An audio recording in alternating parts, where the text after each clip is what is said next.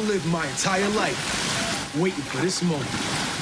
I trained, I lied, I killed, just to get here.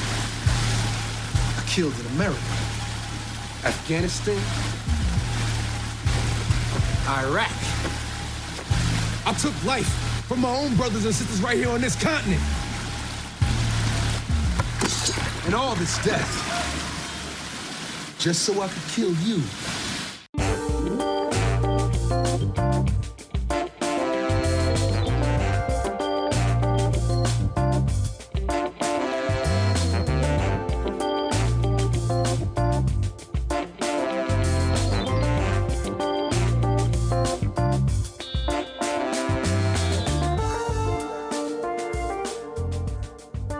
Everybody, welcome to Down to Watch. This is the podcast that asks, are you down to watch? I'm your host, Kahmeela, and there will be talk about movies, music, TV, and general popular culture. So, if you haven't already, could you please follow us on Twitter at DTW Podcast and like us on Facebook, Down to Watch Podcast. And good news, everybody, Dan is back. I am Dan. You know, I'm excited. He just kind of pops in ever so often, and it's always good to have you here. It's kind of nostalgic. It's been a while. It's been several. Actually, no, not that long, because the last movie review that was posted for Down to Watch was the Marvel. The marathon. Yeah, which I put my time in. Yeah, and I'm all caught up. Yes, you're all good. Yes, we are all in there. We are all caught up. And you'll Marvel. be happy to know that we can own Thor Ragnarok tomorrow. Oh, I am happy to know that. Oh, why are they making me wait so long? Why do I have to wait for Black Panther? I want to watch that again and again. I know it. I feel like I think I saw something that their estimated release date on DVD for Black Panther is May. Okay. So not too terrible. Close to our anniversary. Right. And then also, but they might, because they're doing so well that they might keep it in the theater longer. Like Star Wars. I don't know. Basically, I'm going to end up, I promise I'll end up going to see this again in the theater before it's all said and done. Right. I mean, I hope it plays out on so many different levels. But right. I'm going to not get ahead of myself. Right. All right. So if you guys hadn't guessed yet by the actual title of this episode and by what we've been chatting about, we're going to talk about Black Panther today! Black Panther! Onward! Because finally, it's just, first of all, okay, so I've added a new section of this podcast called Trailer Talk. Ooh. Which will address some of the trailers that we saw before the movie. Gotcha. And there's three that I remember. It's not where I went immediately, having grown up in Kansas, where there were trailer parks. No, I know nothing of those trailers. So, three of the ones that I saw that were shown in our first screening of Black Panther, we did see it twice. One was the new Mission Impossible movie. Yes. Which, if you guys don't know, Tom Cruise sold his soul to the devil, and so they had to make like 10 or 12 of these. They're going to keep making them, basically. Oh my goodness. After I am a fan of the Mission Impossible movies, not like a huge fan as to where I could break down everything that happens in each movie for you, and definitely not. I don't like Tom Cruise as a person, but it's I don't know. It's just I don't know what it is. The character's good. He does a good job in it too. I'm sorry, I didn't mean to hate on Tom Cruise. It's spies, it's agents, it's double crossing, and I think that's what really kind of gets me. It's good. I mean, it's a franchise that predates Tom Cruise, right? Right. Yeah, it was a TV show, and it's always had that great music. Right. Dun. Exactly. And that is why we love it. Right. Basically, just give us some relatively good action. Yeah. Good choreographed stunts. Yeah. And a couple of crusty characters. And I guess there's always got to be a love interest. Yeah, there's always a love interest in it. And it doesn't even play out well. Like, I don't know why they even bother. It's not... For whatever reason, I think he has to almost fall right on his face and then stop suddenly in every single one. Yes. I think that's a Hallmark move there. But in this... rendition episode, I don't know, and then in this film, Henry Cavill, aka Superman, I guess he's the villain. Beats the crap out of Tom Cruise. And that's what I'm here for. I'm here for such like this. That fight looks like it's going to be amazing. I believe his character's name is Ethan. We should stop making it personal. Ethan Rain. Yes, Ethan Rain.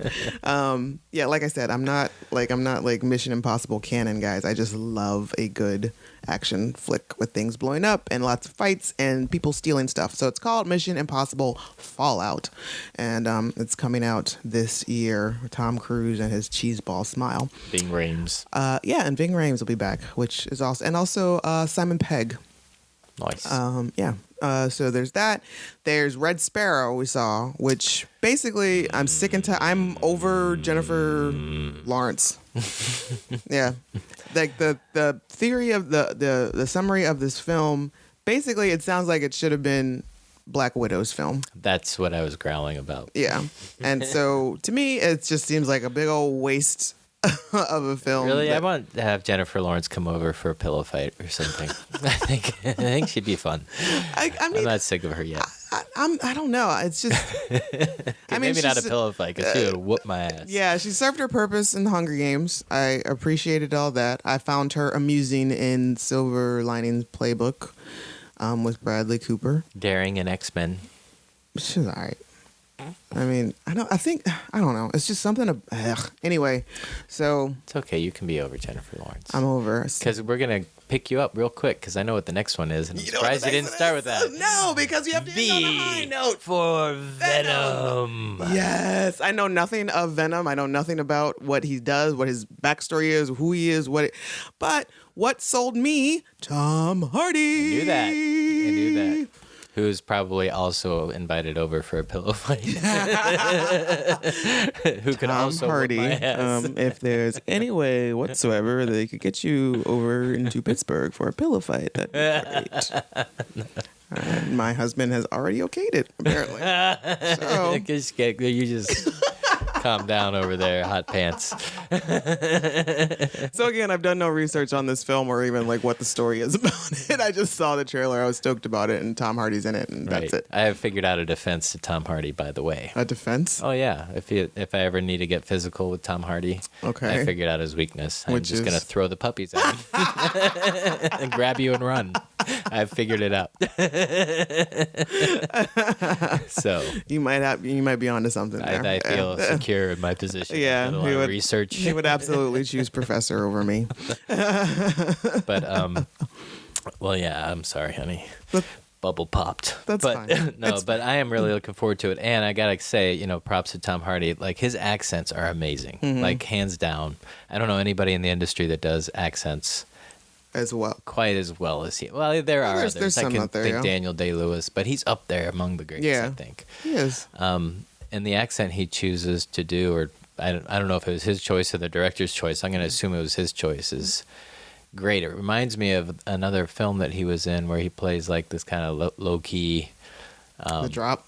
The Drop. Yeah. Yeah. With the hippity, big clown shoes and the hippity hoppity pants. Yeah. That guy becomes Venom essentially, and it's great because he does it well. He does. So I'm looking forward to that. Plus, he also does crazy villain well. Mm-hmm. So I'm looking forward to that. So I'm definitely looking forward to that movie too. Sweet. When's that coming out? I don't know. This year, summer. I didn't like. We're going. Yeah. Unfortunately, I didn't do all of the things that I should have been doing about like. I just made a note of those 3 trailers that I recalled. Top. Yeah, October. It's coming out. It's coming out October 5th. Okay, look at you catch up. Yes. So you're gonna be doing this smooth, no problem next time. First time for everything. So it's your birthday movie. Oh yes, absolutely, absolutely. And speaking of birthday movies, The Black Panther was mine, which is what we're here to talk about. Yes. Plot summary: T'Challa, after the death of his father, the King of Wakanda, returns home to the isolated technological. Thank you, advanced African nation to succeed to the throne and take his rightful place as king. This was directed by Ryan Coogler, written by Ryan Coogler and Joe Robert Cole. Now, our history with this movie, prior to the announcement of this film, I had never read any Black Panther comics.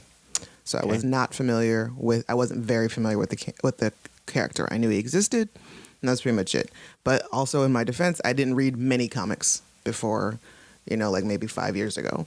Gotcha. So that's just where that was. But the minute this movie was announced, and they started to like drop little things here or there, I have been waiting, eagerly anticipating this movie for a year. And when the flippin' trailer dropped, I probably watched it like 1,000 times. It's just, I mean, so yes.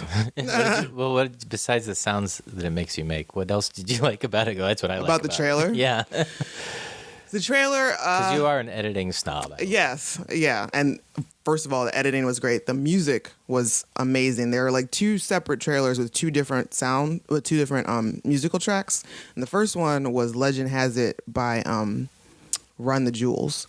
Rap duo I'd never heard of. This is probably that trailer was the best thing that happened in their career, I'm sure. Nice, right? Because the song in itself, like if I had heard that song before I saw the trailer, the lyrics not that great. They're just kind of raunchy, but paired with the trailer and the editing for it, flipping brilliant. Nice. The second one, doggone it, I forget who the other. It's a mix of another rap or techno group, and I forget the name. I think it's like Vince, something like that. But they remix it with "The Revolution Will Not Be Televised" by Gil Scott-Heron. Yes. And they also drop a couple of lines in there, some speeches from Eric Killmonger from the movie, and that's just an amazing mix. And I wish they would sell it so I could buy it. All right, and listen to it. Like message heard. I was real close to. I tried to recreate it myself. I tried to. Yeah. DJ Rugged Angel mixing it up. I didn't spend too much time on it. I think I got frustrated and just kind of walked away. But I don't know. Maybe I'll revisit that. Word. But yeah, so the editing and then just seeing like all the beautiful people in the film and all just like the amazing badassery and I think it was basically like the 2 things that stood out outside of the technical spectacularness of the trailer that stood out to me was Michael B. Jordan as Killmonger, every entrance that he made, like his walk, like for one, and 2, Denai Guerrera, her fighting in that, in the red dress and the spears and everything. So she was awesome. So yeah, she played General Okoye. So what was your history with the movie? Oh well, oddly enough, I didn't read comic books. I didn't grow up reading comic books and whatnot, but I had 5 and dime era plastic mold press toys, that you pick up for like a quarter or something like that. Like in the bubblegum machine? Yeah. Well, no. Yes. Yes, they would be in the bubblegum machine, but these, you just grab a handful at the 5 and dime.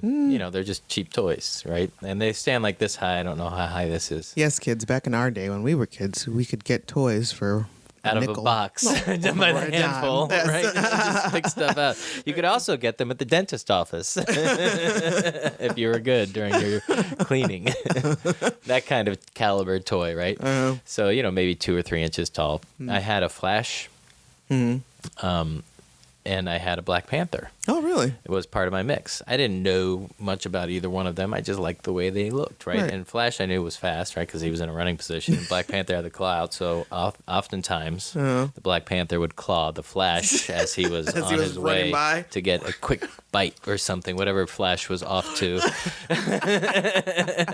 And I used to pretend like the carpet, because it's so small, right? I would pretend like that was like, Earth far away, right? That kind of thing. So it's like, you put a little Lego building here and a little Lego building there to make it look like, he was moving much faster. I got into it. But so anytime that I did come across a comic book that had Black Panther in it, I was picking it up and reading it, And so that was kind of my intro into the Black Panther franchise, if you will. Nice. Just in the mid to late 70s. Yeah. That was my groove. It was great. I was super psyched to see this movie coming out as well. Probably for the same reasons, though. Right. But while we're on questions, just briefly, could you describe the sound that your heart made after the guy took your ticket and you ran to your seat? Like they just opened the lineup for beaches for life or something. I cannot. It wouldn't be a sound because it would whatever the sound of confetti falling makes. Oh. That's which isn't much of a sound. Yeah. Whoops, I think I just pulled my headphone out doing my impression of confetti. Yeah. I'm so good now. somewhere along those, because it was, or maybe probably even more so, like a pop bottle shaking, and then you open the pop. Yes, because that's what it was. At that point, I knew for certain once that dude took my ticket, yes, I'm going to see this movie. This is happening. This is what's going down. Right, and then we sat literally 2 feet from the bottom of a gigantic screen. Yes. So I made a poor choice, and I wasn't familiar with the theater. It was a new, we'd been to this theater once. Apparently, when you reserve VIP seating at the Cinemark in Monroeville in Pittsburgh, the whole theater is VIP reserved seating. It's not just a section as I'm accustomed to. Yes, as I'm accustomed to at Lowe's. So when I chose row A, I thought that we were going to have some cushion. Right. We were going to be back. Like a small balcony. Yeah, exactly. A half balk. But no, it was actually the first row, and we were in Wakanda. We were in Wakanda, like this shit is going at us from the side, honey. Right. So we had to move back some rows. But yeah. So all right. We'll try to do this as spoiler free as possible, but it's going to be very difficult. I cannot make any promises. So if you have not seen this movie and you care about spoilers, stop it right now. Go watch the movie. Come back to us. Because we'll still be here. We'll be here. Right. We'll wait. It's totally cool. So yes, you have been warned. There's going to be spoilers. My excitement's probably going to get the better of me. Yeah, there's going to be spoilers. Yeah, no doubt. Okay. There's going to be spoilers. There's going to be philosophical debates. Yes. There's going to be a Bechdel test. Okay, so let's introduce our characters and actors. We have Chadwick Boseman as T'Challa, a.k.a. the Black Panther. You may know Chadwick from Marshall. 42, he played Jackie Robinson. And Get Up, he played James Brown. And in Marshall, he played Thurgood Marshall. So he's been on the... I haven't seen Get Up yet, but I've seen all those other ones. Get Up wasn't that good. Like, Chadwick's performance was good, but the movie in itself is just meh. Kind of hurts my heart. Yeah. But, oh well. Next, we have Michael B. Jordan as Eric Killmonger. You might know Michael from some of his better films. Just please ignore the fact that he was a Human Torch in the remake of Fantastic Four. And whatever that other movie was, that little rom-com he did with Zac Efron and Miles Jordan, or whatever that kid's name is. Miles Teller, not Miles Jordan. But The Good Stuff, which was he was also paired up with Ryan Coogler, was Fruitvale Station, a heartbreaking film, amazing performance. Yes. And Creed, also a heartbreaking film, an amazing performance, but with boxing. And a growing franchise. Yes. And God bless Sylvester Stallone. You know, who would have thought his work would still be growing and evolving? Honestly. Good for him. Okay, we also have Lupita Nyong'o as Nakia. Mm-hmm. And I was surprised that, now most people, what everybody probably knows her from was 12 Years a Slave. And I recall when I saw her in that, I was thinking this woman is going to be something amazing. She's going to be big. This is going to be a big deal. And she's a big deal. But surprisingly enough, I was looking at her credits. She hasn't really done that much between then and now. Like she's embedded in the Star Wars franchise. She was in the remake, or the new one of the new films for the Star Wars movies. But she was like CGI. She was animated. Do you remember?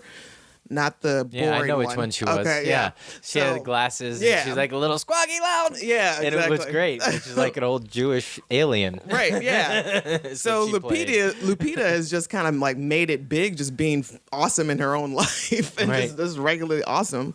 Denai Guerrera as Okoye. I always get stummed up on that. Okoye. And obviously you know her from The Walking Dead as Michonne. Martin Freeman as Everett K. Ross.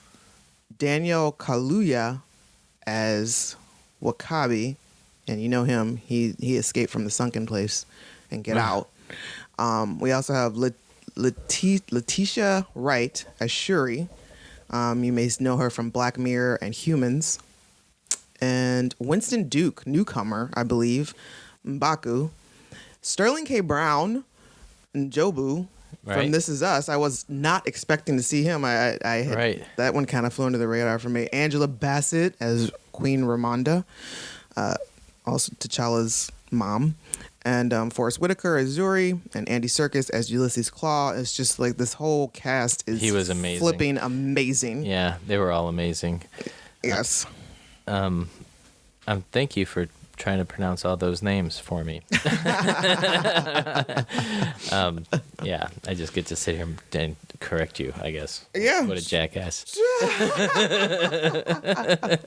So, I mean, aside from the blatant importance of this film being so highly representative of positive Black images and Black joy and Black excellence. Yes. Like that. That's how I wanted to start this podcast off. Black excellence is at an all-time high. Black excellence is at an all-time high. I repeat, Black excellence is at an all-time high, people. This just in, Black excellence is at an all-time high. Most definitely with the intro to Wakanda. This is just, I mean, not only do we have several tribes, several real African tribes represented in this film, there's also heavily Afrofuturism is heavily present. Yes. And if you don't know what that is, the definition is Afrofuturism is the re-imaging of a future filled with arts, science, and technology seen through a Black lens. And this is something that has been around for a while now. I just kind of got hip to it myself with like the last 5 years or so as to what it actually was. But yeah, like with the costume design, and I need to, if you want to add anything, I'm going to look up who the costume designer was. I know. Oh, yeah. Well, one of the things I loved about this whole thing, including the trailers, is that it's shiny and pretty. Yes. I mean, I'm not as technical as some people who went to like art school and stuff. But I just remember, like, the CGI scapes were done so well and breathtaking, and it's like I didn't Almost think flawless. these are CGI at all. I'm like, thank you for introducing me to this world. Right. And it's almost like, oh my God, you guys got these giant. How'd you get those giant rhinos to do that? Right, right. Not once was my suspension of belief disrupted. The costume designer was Ruth E. Carter. Oh, amazing. Black woman. Yes. Who killed it. Yes. Nailed it. And I love that this whole franchise embraces also this science fiction. You know, I love science fiction. And like the only thing that was other Marvel franchise, I'm just going to distinguish for a second. You know, Superman. Well, I'm sorry, it's not Marvel at all. Whoa. Hold on. Sorry, nerds. Wow, you're about to get that card revoked in a moment here. Okay, so let me restart. Thor is from outer space. Yes. Thank you. I'm like, who's the other white guy with a cape? Because there's a lot of them. Doctor Strange. Yes. You know, mystic arts influenced, and the only thing, you know, and like trying to think of the other ones, like, you know, Tony Stark. Yeah. Tony Stark is a good example too. So Tony Stark and T'Challa, actually Shuri, are on equal footing as far as technology. Like Shuri's lab, way cooler than Tony Stark's lab. Most definitely. And she is much cooler and well-adjusted. Yes. than Tony She's Stark. a much nicer person. Right. She's also a badass, willing to fight. Like she's got this wonderful, like the way Letitia Wright plays her is so cute. I don't know how old she is, actually. I don't know how old Shuri is supposed to be. But, you know, there's this youthfulness about her, and this, you know, she's smart. She knows her business. She knows exactly what is going on and how to get things done. But there's a playful aspect to her that I love. And she's also really good about keeping her brother, the king, humble. Right. Well, it's not that T'Challa, but, you know, T'Challa's the older brother, and he clearly, you know, when he doesn't get much play as far as his technological prowess, but he does say, what's wrong with my design? And she's like, oh, you mean the old one, the one that could be improved? You know, Exactly. and so he's got those skills too. But I guess all I was trying to say is that the vibranium, you know, is the only thing that came from outer space. Like I still don't know how vibranium works. It's a meteor, right? Exactly, from outer space. That, you know, they start the movie beautifully. His daddy tell me a story, right? And then they just tell you the story of Wakanda and how vibranium created Wakanda. It's a country that sits on a meteorite from outer space that we call vibranium, and it made certain things grow out of the ground. One of them is an herb. And that's what empowers the Black Panther's powers. Like he's not a mutant. He's not. That's what I was trying to go with the Marvel franchise. He's not he's not an alien.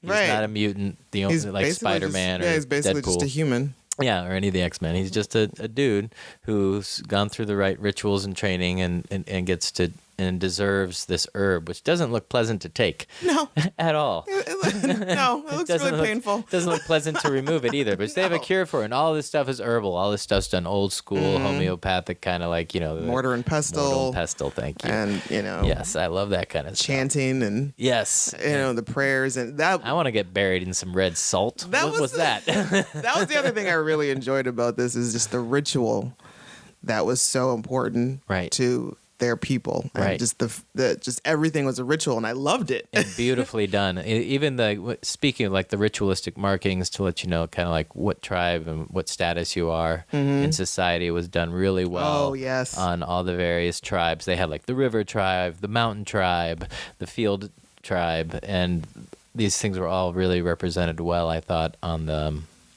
various characters. Yeah. So that's my only aside, was that the only thing that's out of this world that you can blame on is the vibranium. But the people that lived in Wakanda are the ones that developed the technology in isolation, in secret. You can't, you know what I mean? You can't be like, well, you know, the Germans came over there and helped them out. Nope, they didn't even know it was there. Okay? Right. So, which actually brings me to a question of how I'd like to know who trained Shuri. N'Challa. Probably, and T'Chaka before that, and Zuri, and, you know, there's a whole village of people that. I just didn't. I mean, there's really no mention as to like who was the first person to be like, yes, we can take this vibranium and do all this awesome stuff with it. Like, no, that's a whole nother Black Panther movie that we're gonna see someday if we're good. Sequel, yes. Right, Santa. There's this already is what talks we of want. a sequel. Right. And a prequel. So that's. I just wanted to say, as far as like STEM research goals and educational goals, and being able to have positive Black and positive African role models. There's others out there for sure. Right. So many hidden figures, if you will. Yes. Out there. But, you know, it's just, but you have to appeal to children. And so this does it. Oh, yeah. Yeah. Hidden Figures, great film, not a child's film per se. Exactly. But, biopics don't really get the kids excited about learning quite the way as Shuri's lab does. Exactly. The coolest lab ever. And the artwork, I would like somebody to please tell me if you know who the artist was for the set design. I don't know what who the artist was that they used for her walls in her lab, but I couldn't find it online, but I thought it was like really dope. And the other cool thing about this society, if you will, is like the biggest, baddest warriors in the crew are the mountain tribe. Jabari. And they're vegetarians. Yes. Yes. So yes. All right. So to address the Jabari tribe and M'Baku, apparently in the comics, he is known as Ape Man. Gotcha.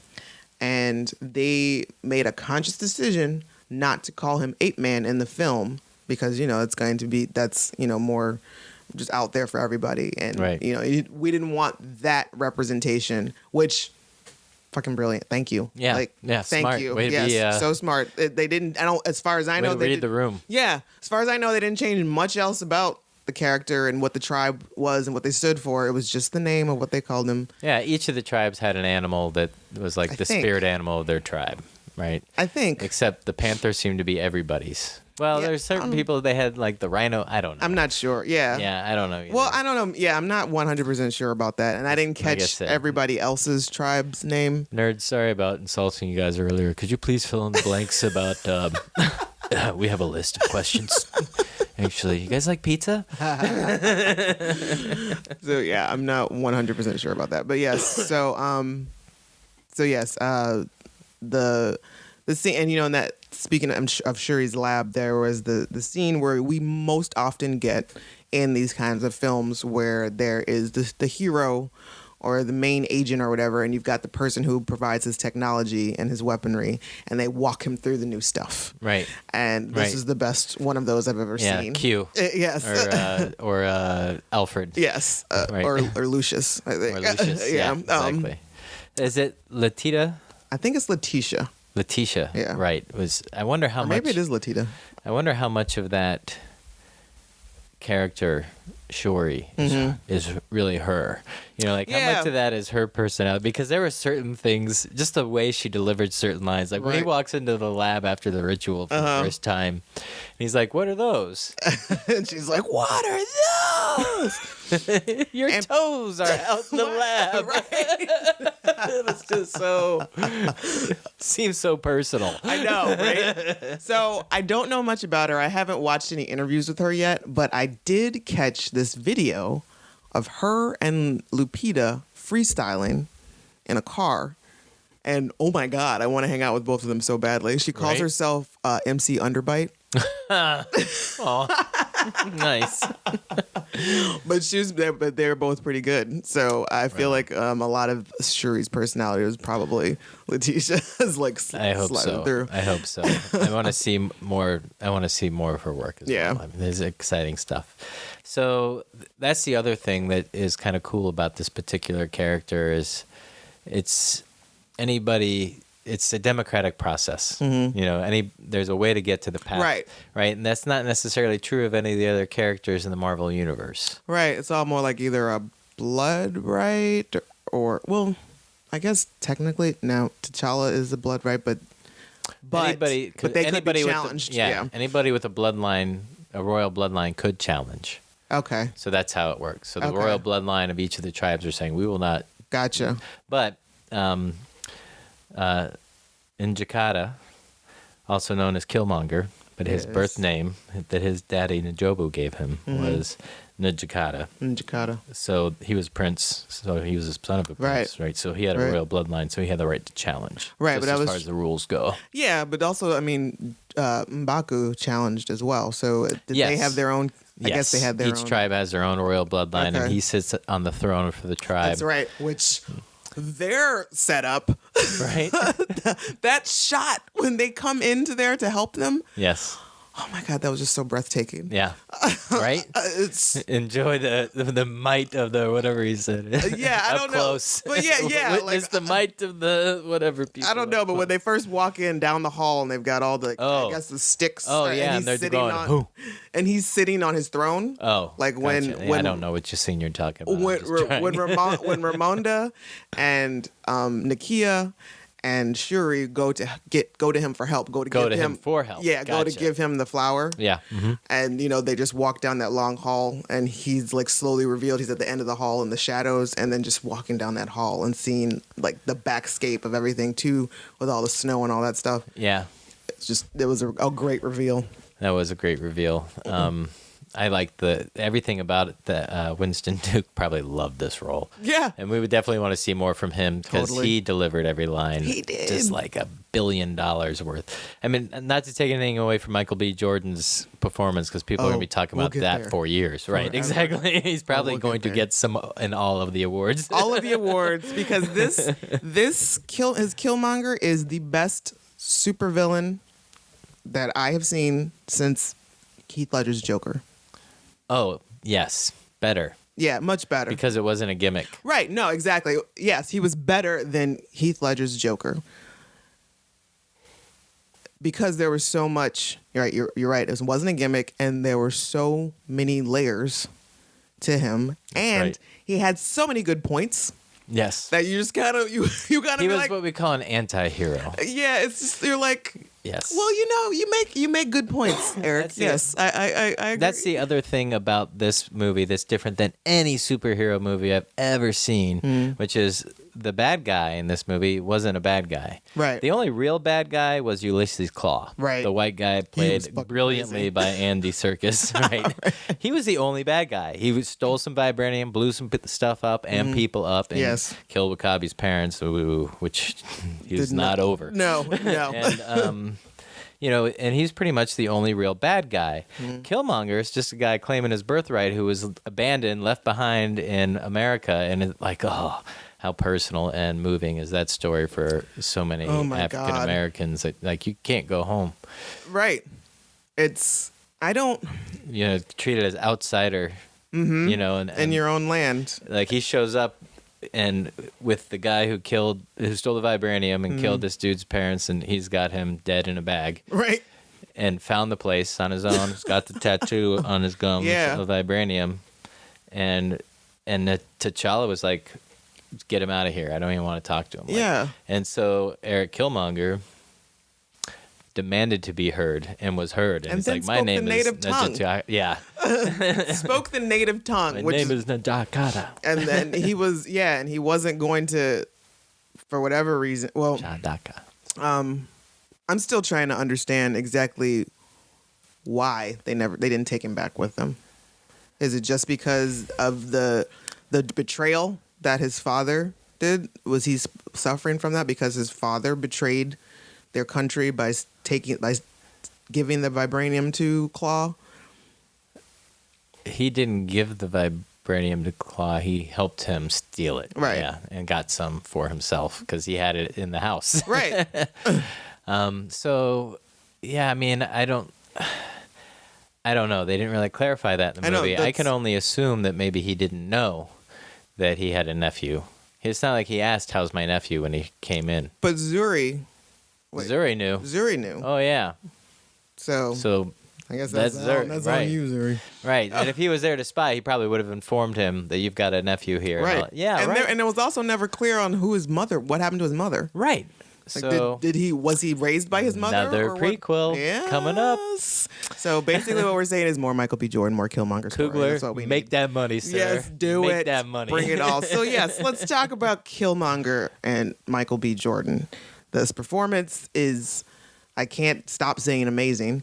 As we were saying that, he brings so many layers to this character. He plays it spot on and beautifully. Just about every line that Michael B. Jordan delivers has some real heavy weight to it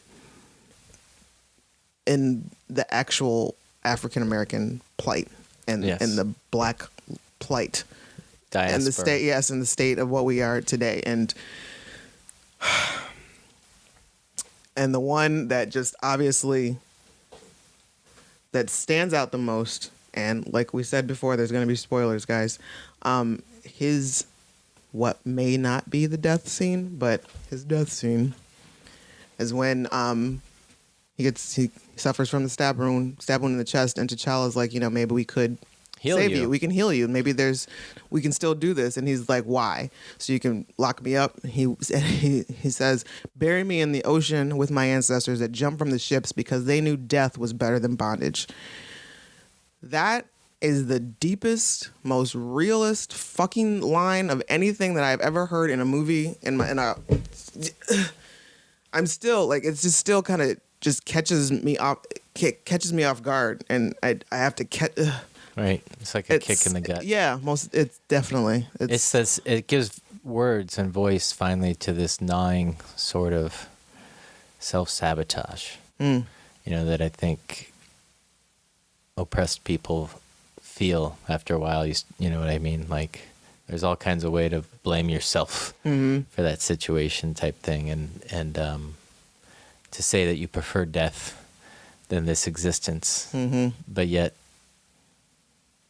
we appreciate this existence, in our ways. Right. It's difficult. It's a real true struggle. Well, the core, which brings us also to the core of this, is the oppressed versus the oppressor. That is the debate, and of the internal debate of Killmonger is like become the oppressor, right? Do exactly what because there's nothing that he was saying, and all kinds of people are like, y'all know that Killmonger was wrong and shit, you know. I'm like, there's nothing he was saying that is any different than U.S. international policy, right? Which is, you know, they talk about war dogs and other countries' spies, and you give them these, you know, technologically advanced weapons and rise up and kill everybody in power and their families, right? That's exactly what we do, and that's the colonizer way. But we did something different after Manifest Destiny, after World War II, and we had all the money in America, right?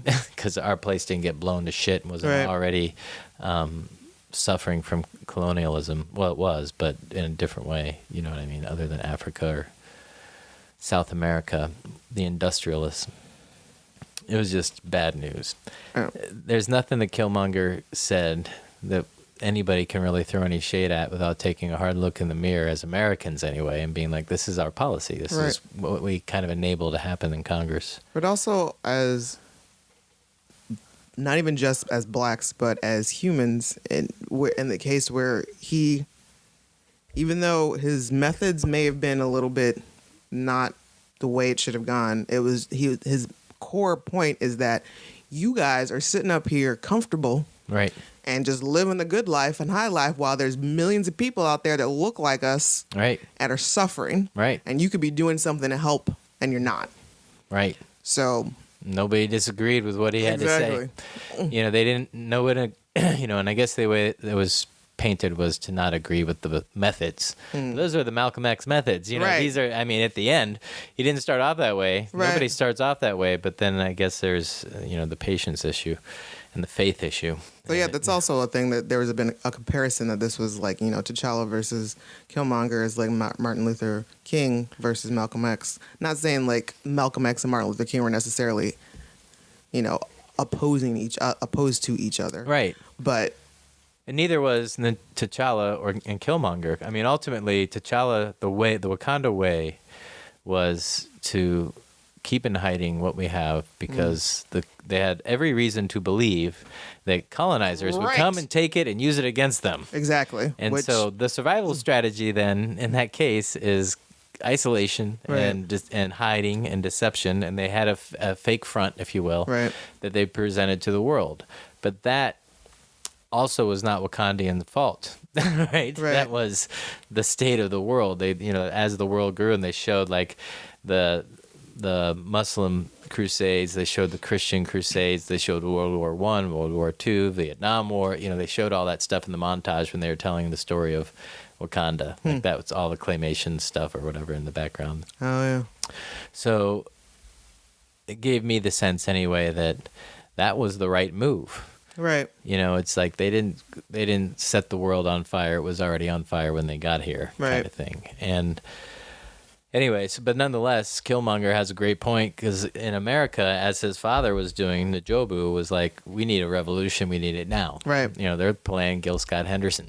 Right. And they're like, all right, we need to do this because the racism and consistent and constant oppression and violence against poor folks who were made poor based on their race. Right. Right. And then all these ridiculous arguments about why they can't just pull themselves up from their bootstrap like our white privileged asses. Yeah, did. exactly. Because you know, with my dad, you always got somebody else's boot on your head. Yeah, because we all know the people with the means of production. They all live in our neighborhood. Right. Right. I mean, people don't think about those considerations. Creates huge misunderstandings about what life is like if you've only been in your own class, so to speak. Right. So T'Challa obviously lived kind of a sheltered life. He didn't grow up on the mean streets of Oakland or Compton. Right. You know, he lived in a sheltered royal life, and he looks very well manicured and well cared for and whatnot. Killmonger, on the other hand, does all this kind of self-harm, if you will, but it's not really. It's in the context, it's tribalistic, but you have to know that he was not in that culture and of that culture. He was an American kid. And he was giving himself a scar for every single kill that he's ever done. And by the looks of his body, he's really good at killing people. Well, he was in the secret. He was in the CIA, SEALs, Navy SEALs. Yeah. So yeah, when they reveal his character, this is what's interesting about Jakarta is that how many names he has, right? So when Martin Freeman from Hitchhiker's Guide to the Galaxy, who I love, he's been in many other things, but I always know him as that. He shows up as Agent K. Ross. You know, he sets up the deal to buy the stolen vibranium and brings, you know, the Black Panther into the mix of this in South Korea, right? When they finally, and this is all, they capture Claw, Killmonger steals Claw, kills him himself, and brings him to Wakanda, right? Then they're trying to figure out who is this guy that stole our prisoner from us, and he pops up on the screen. Agent Ross is like, oh, he's one of ours, CIA. You know, gives his whole background. Eric Stevens is one of his names. So that's his slave name, if you will. Right. Was Eric Stevens. His government name. And then Eric Killmonger is, I guess, the name he gave himself. Well, they all started calling him Killmonger. Gotcha. In the field. Oh, okay. Because of all of his killing. Gotcha. So, yeah, Okay. I think they're just, just for purposes. I don't know if he calls himself Eric Killmonger. Gotcha. Yeah. So, with also, like, all of the realness and depth that he brings to this character, there's also this light, a little bit of humor, just slight, just in the fact that, you know, he's this kid from Oakland who's been, you know, killing people professionally, I guess, for the most of his life, and he comes to this mystical land of Wakanda with royalty, and he just rolls in. You know, after that scene where they bring him in to the court to talk to everybody, to all the elders and Queen Ramonda and T'Challa, and he's like, they're going back and forth like, who am I? Who are you? Blah blah blah. And when he breaks down like, this is who I am. I'm your relative. Yada yada. And then Queen Ramona Angela Bassett is like, you know, get out of here. This is lies. You tell me. And he just says, hey, auntie. And that's hey, just... auntie. Yeah. With such snark. Right. I was going to say, like, his character, they wrote him beautifully. And he did have this, like, humoristic relief, variations on the whatever, you know, kind of a sense of sarcasm. Because this one time he was like, don't tell me that mask was made of vibranium, too. And he's like, nah. I'm just feeling it, and he takes it. Right? Hey, auntie, you know, like there's all kinds of. It's just a lot of some nonchalance. Yes. To the evil, not even evil, just nonchalance to his villain, and that's just perfect. Because he's a man of purpose. Yeah. Like intense discipline and purpose, and like his whole life leading up to this moment, achieves his moment, makes sure nobody can follow behind him. Just all kinds of determination. And even when, you know, they're going back, and there's still a point that T'Challa still, you can tell that he is still wrestling and not understanding why. The sense of urgency to come out of hiding? No, like why he's kind of pissed off that they left him. Oh, yeah. He's still feeling for him. Like why? Why would you leave him? Why would you do that? Why didn't you tell anybody? Why, you know? So he's kind of pissed off about all this too. Right. So it's not like he's just immediately like, fuck this guy. He's, you know, he's concerned. No, yeah, he is. You know, but when he's in the royal court and with all those people. Right. He's trying to brush him off and ignore him and tell him. But he knew what the hell was going on. Yeah. And he was still wrestling with it. I guess maybe he's trying to protect his dad's legacy.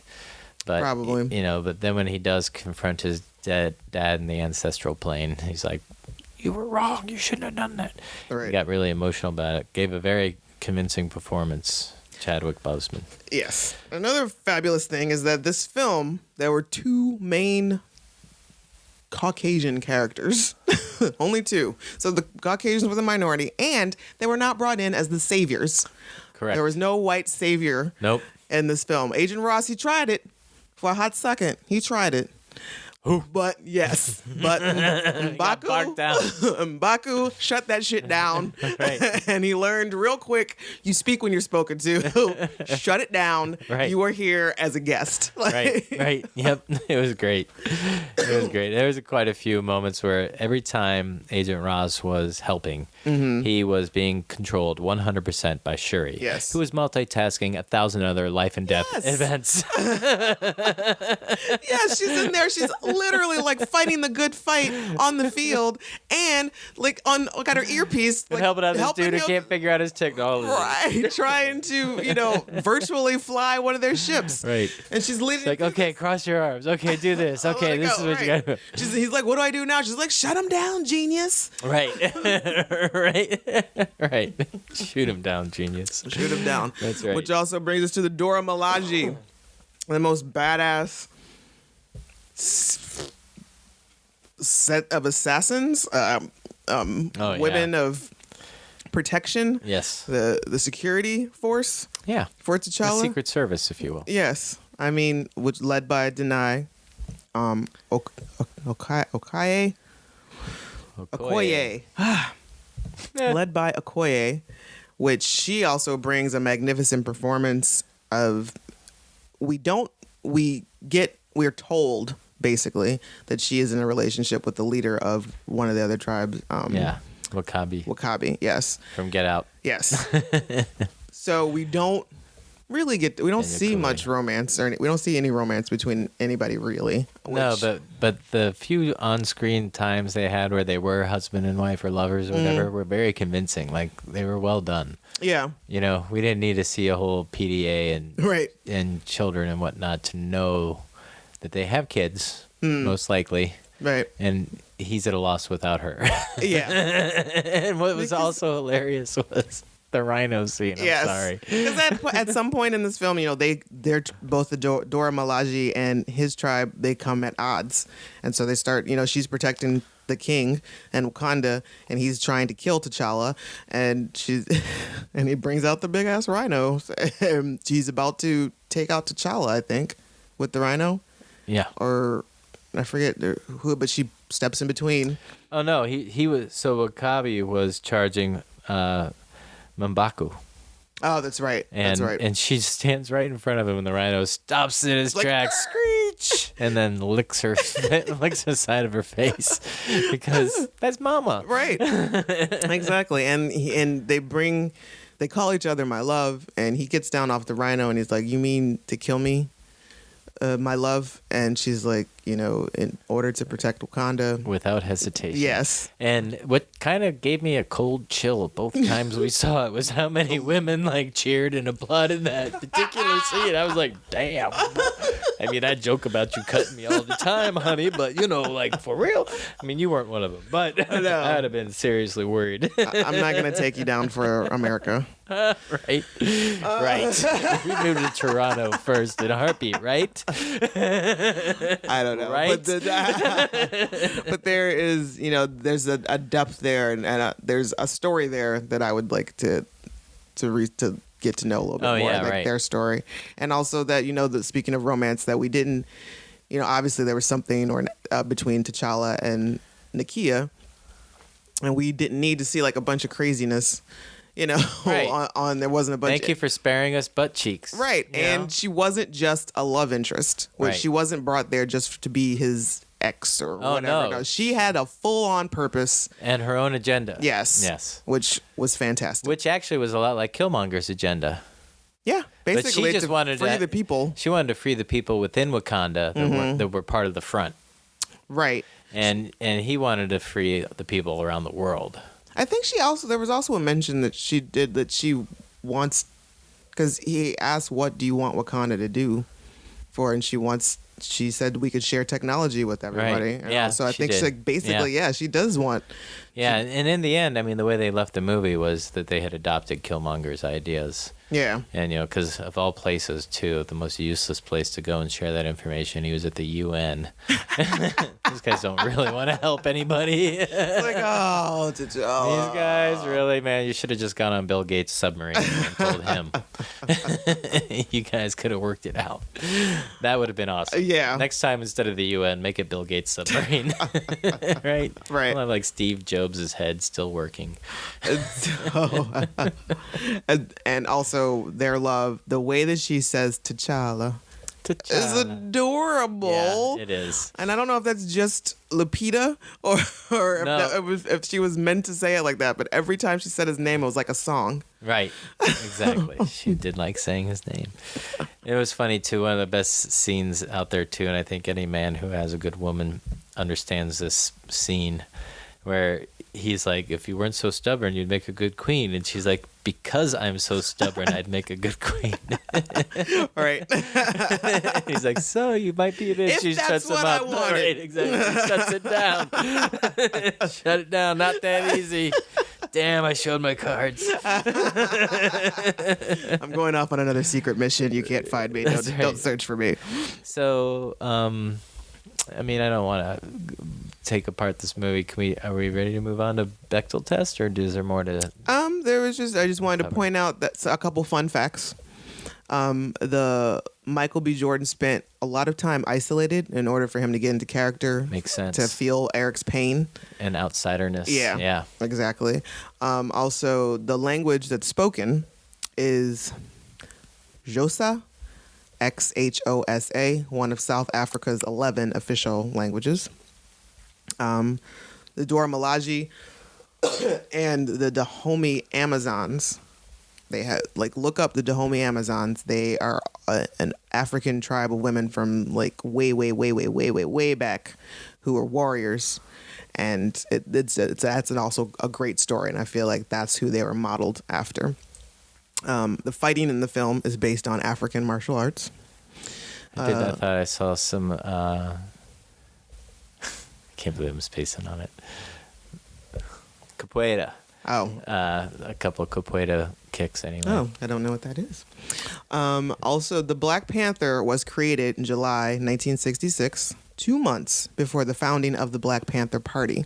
Now, many people mistakenly assume that the name reference is to the party, but right. The comic was first. There you have it. And came the party. Right. It would make sense, too, that would be the character that they would adopt, too, because the Panther is, and the Black Panther in particular, could be leopard, could be tiger, could be cougar, could be jaguar. It's a mix oftentimes of the various large cats. And it's funny that you mentioned that because after the Black Panther Party was formed, they renamed the character the Black Leopard, but neither the readers nor the creator cared for that, and so they just changed it back. There you go. So, I mean, that's just a little FYI on Panther from biology camp. Nice. And the name Wakanda comes from the Wakamba tribe of Kenya, also known as the Kamba. Gotcha. So yeah, star ratings for this film, 5,000. Yeah, out of 5? Yeah. Yeah, 5,000. Yep. Clearly. And are you down to watch again? Yes. Yeah, we've watched absolutely. it twice already. This is still opening Making plans weekend. for a third time. Yeah, might be a third this weekend. I don't know. I feel like I need a punch card. I want to see it with kids. Yeah, it's just, I cannot see it enough. So before we part, I just want to. We've been talking about this a lot at the house. A lot of folks are like, "Oh, this was the first black superhero movie. There was Blade. Well, Blade was a vampire, not necessarily superhero. He wasn't saving lives. He was killing vampires. Yeah, that was his agenda. Yeah, that's what he had to do. Yeah. So okay, so I'm gonna keep on going then with first black superhero, Meteor Man, Blank Man. 1963, you said this one came out? 66. 66, okay. No, I'm not going to go with superheroes for those two. Luke Cage? Yes, but that was not a movie. Oh, we're doing movies? Yeah. Okay. Just black superhero movie. Okay. And first African superhero movie, period. Yeah. Yeah. I'm pretty sure. Yes, yes, it is. And it wasn't like it wasn't white people's interpretation of what Africa is and what Africans are. And that's, I think, a big part of the success here. Talking about black directors and the importance of the black director in telling our new Afrofuture story. Not just your story, but I believe Afrofuturism is the future. Right. No need to qualify it.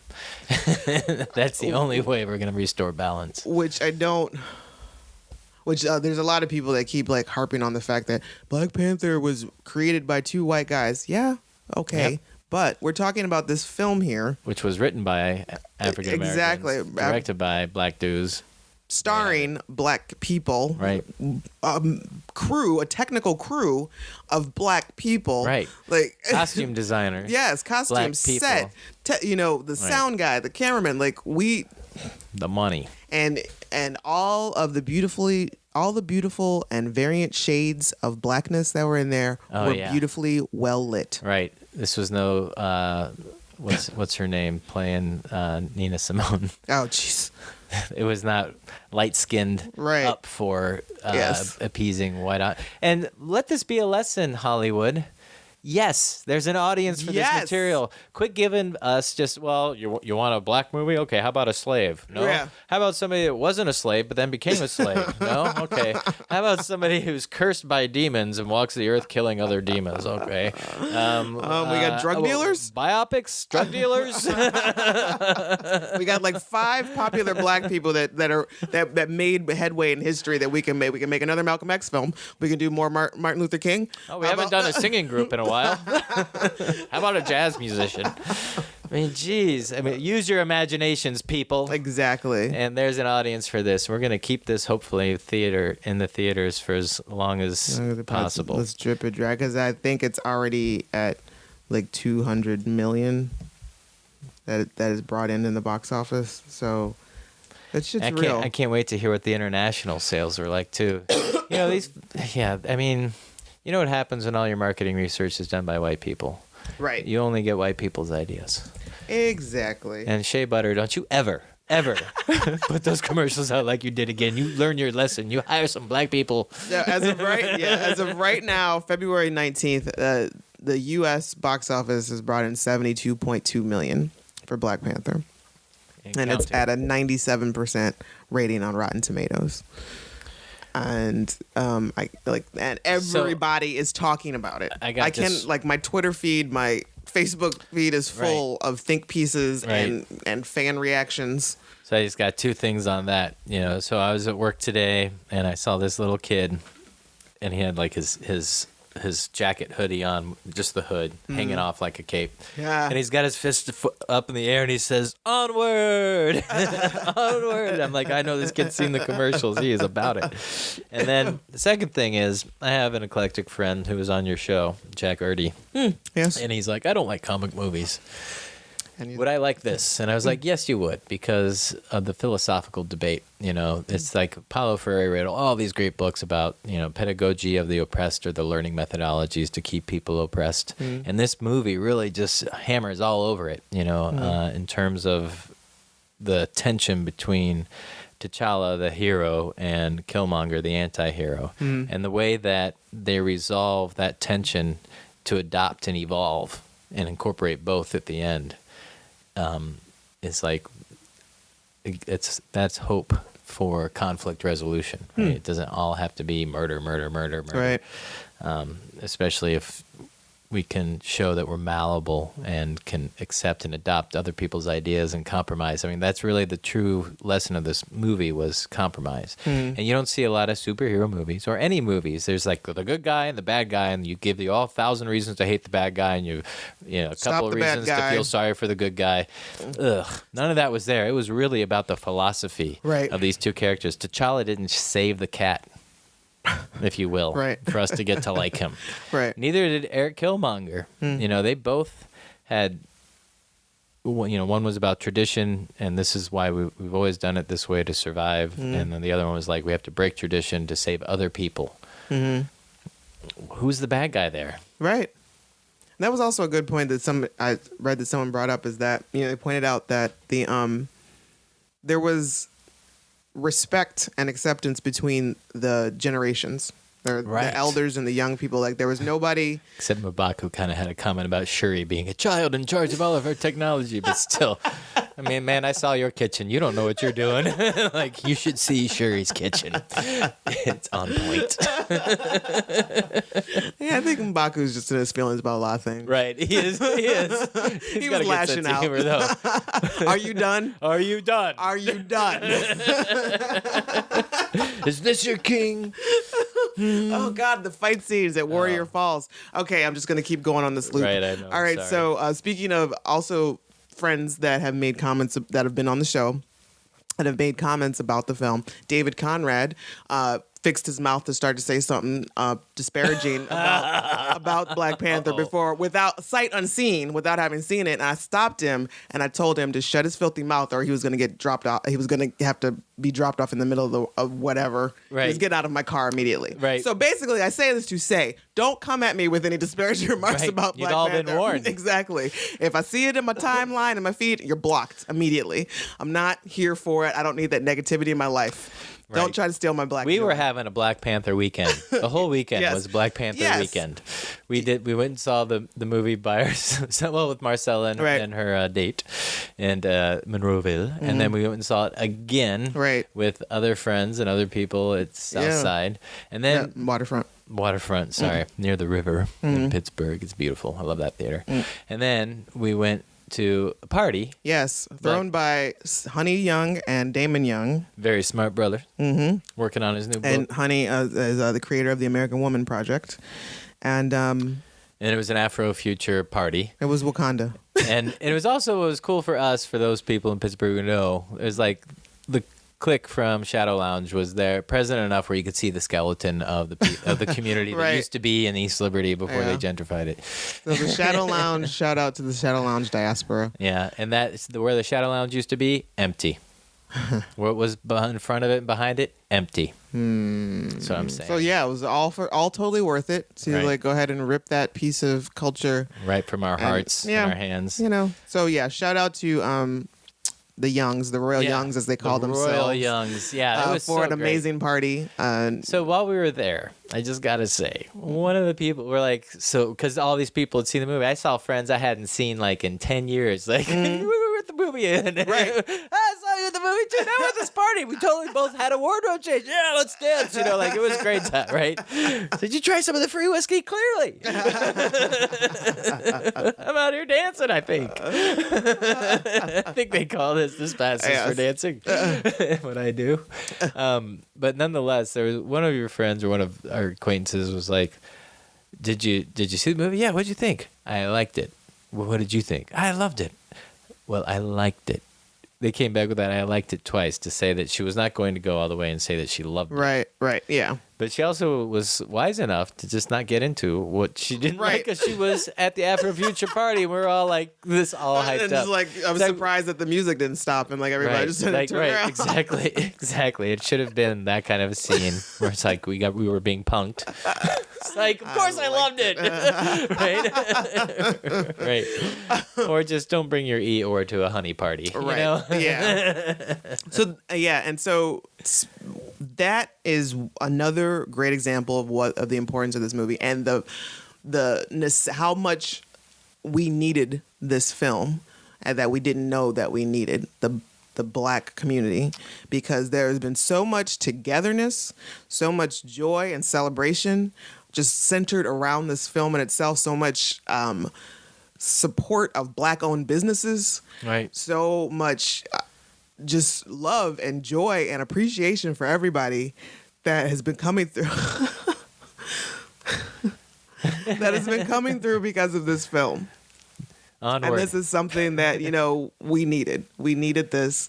We didn't know how much we needed it. Right. And I just, you know, I'm so like glad that I was that to be a 42-year-old woman to feel this way about this. I can only imagine what it's like for a child, an 8-year-old child, to sit and watch this beautiful spectacle on the big screen. Well, hopefully it won't be as big a deal to them as it is to you. But it's still, but it's still like, you know, an 8-year-old kid up to this point, you know, kid has been like watching Marvel movies. All of these Marvel movies have been white-centered males, basically. Right. Absolutely. And so now we have the Black Panther. Right. And you know, and there's somebody posted something or saw something. You see these little kids standing outside of and looking at the poster, and they're excitedly pointing out to be like, I'm that one. That's me. Yeah, right. And, you know, and I remember doing that as a kid, but, you know, you can't really get into it if there's no one that looks like you. You can't really say it because you've got some kid to be like, yeah, you can't be that one because you're not white. Right. So it was great also to see so many Black women and men that were sexualized, if Right. you will. Like they were beautiful, hot, Yes. amazing, but they wasn't sexualized. Everything was done very respectfully. Although I feel like Michael B. Jordan was sexualized heavily. Yeah, a little bit, but I think he's He was I didn't work these abs for nothing. He's definitely there for the female gaze. I'm just saying. Sure. Yes. Agreed. But where I thought you were going with that was just after decades and decades of seeing these broken images and decades of seeing these tragic images of the Black experience. Right. To finally see this joyful, respectful, done well Black experience. Right. We didn't have to put makeup on anybody. Nobody had to do a shoe shuffle. Right. You know, I'm not trying to hate on The Wiz, but I think The Wiz was the closest thing to this experience that you have in your own childhood and experience. Absolutely. Because, and you bring that up, I actually did, as a very young child, I'm pretty sure The Wiz was the first film I saw in a movie theater. And it was similar to that experience. I recall people dancing in the aisles and there was so much joy and love there, and just everybody just. And they could just be great, right? I mean, they kind of like hobbled everybody in The Wiz a little bit. A little bit, yeah. You know what I mean? And again, you do what you can to sell what Hollywood thinks of the Black experience. I mean, The Wiz was kind of ghettoized, if you will, to a certain extent. To a certain extent, yeah. But except for the Emerald City sequence. Nothing, right. But I'm just saying, Wakanda, everything about that whole clique was on point. It was just, it made people enviable. It should have made people enviable. Right. And most of the images that I've been barraged with my whole life and your whole life of the Black experience has not been enviable. That's a great point. This made the Black experience enviable. And some white people are going to have a real hard time with that because their experience has always been the one that's portrayed as enviable. And people don't understand what we mean by majority, minority. We don't necessarily mean number of people on earth. We mean majority access to power, minority access to power. Right. And if you don't think that it's access to power and privilege to grow up in a country that barrages you nothing with, if you want to reinforce the concept of envy, which is the heart of our capitalistic society. Right. Without envy, we do not work to go buy things. You know, we just survive. Right. So envy is a very important part of our culture, and the icon of envy has always been the white experience. Right. Right, not just any white experience. So the freaking shiniest. You got Daughters and Sons of the Revolution, fucking Nicolas Cage type blood, or whatever that is. Right. You know what I mean? Yeah. This was Black excellence is at an all-time high. Yes. All right. And on that, we're going to slide into the Bechdel test. Yes. Which, if you're not familiar, the Bechdel test is a type of litmus test to assess the presence of women in movies. It originated from Alison Bechdel's comic Dykes to Watch Out For in 1985. The rules of the test go as follow. 1, it has to have at least 2 named women in it. Yes. Definitely. They need to talk to each other. Yes. About something other than a man. I'm going to say nope. I've thought hard about this. Yeah. There's a few scenes where General Okoye and Nakia were driving in the car, right? They were part of that mission with the Black Panther, with T'Challa. But every time they talked to each other, it was like, he'll catch up. Right. Or guns. So primitive about the guy shooting at them, I guess. Yeah. So that's it. But also, I mean, I don't know. But she wasn't talking to her as much as she was just saying guns are so primitive. I mean, it wasn't like a... Which I'd like to also point out in that scene, I noticed that Nakia was driving barefoot. Right. And yes, that's how you do it. right. And the spears were awesome. Yeah. Anyway. There was also another scene where they were, after Killmonger has taken the throne, where Nakia and Okoye were talking. And I'm sorry. Well, Nakia is trying to get Okoye to come with her. Right. So, but I think they're still talking. Oh, yeah, that's a good point. When Nakoya and Okia talked about, well, she's like, are you going to stay and serve him? And she's like, I serve the throne. Yeah, I think it's more like she's talking about her love for Wakanda and serving Wakanda. Right. At the same time, though, there is a bitter anti-feminist subtext here, which is the symbol of the patriarchy, right? General Okoye and the 7 killers that go hang out with her, their primary objective is to protect the patriarchy. Right. And so Okoye serves the patriarchy. Right. And when they finally do get their spears around Killmonger in the battle scene, and they're like, lock him up. Awesome. They're still talking about a man, except for the time where they're like, grab the necklace. Right. And I was thinking to myself, okay, that's not about a man, but it is about the patriarchy. Because so far in this franchise, women don't sit on thrones, and women aren't the Black Panther. So those are symbols of the patriarchy. That we know of. Right. And just in the presentation of this film, it seems that the throne and the necklace have only been equated with patriarchal hierarchy. Right. So to that extent, they talked about patriarchal tradition. Right. So this is kind of, it's kind of hazy. Like there's, and there's also the point where that's why Nakia comes to get finds Ramonda and Shuri in the woods, and they ask her about Okoye. And she says she's going to stay and serve him. Right. And then I think she also has Ross with her. So and I think they immediately start talking about, she's like, who's this guy? Right. And then they're on their way to M'Baku to see if he'll take the herb and become Black Panther. Right. And there is that one point in time, okay, here we go. Here's where it passes the Bechdel test. Okay. When Ramonda says to Nakia, you should take the herb. Yes. Woo! All right. Whoa, sorry, people. I just blew. But I was upset that it didn't pass the Bechdel. Yeah. Man, we had to work. Yes, and that was. I'm glad you remembered that, because that was another point in the film when I was like, oh my God, that's not something that's something that's abnormal in these types of films. You be the superhero. Yeah, exactly. And she had a good reason for not being. It wasn't like I'm just a woman. I can't do that. Right. She's like, it was I don't have an army. I'm a spy. I don't have an army. I got my own shit to worry about, really. Right. So this is not my thing. Right. So yeah. All right.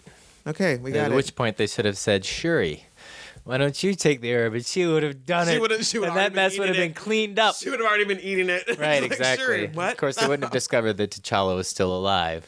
Right, that would have been awkward. Yeah. Which I'm concerned about how they're going to replenish those fields.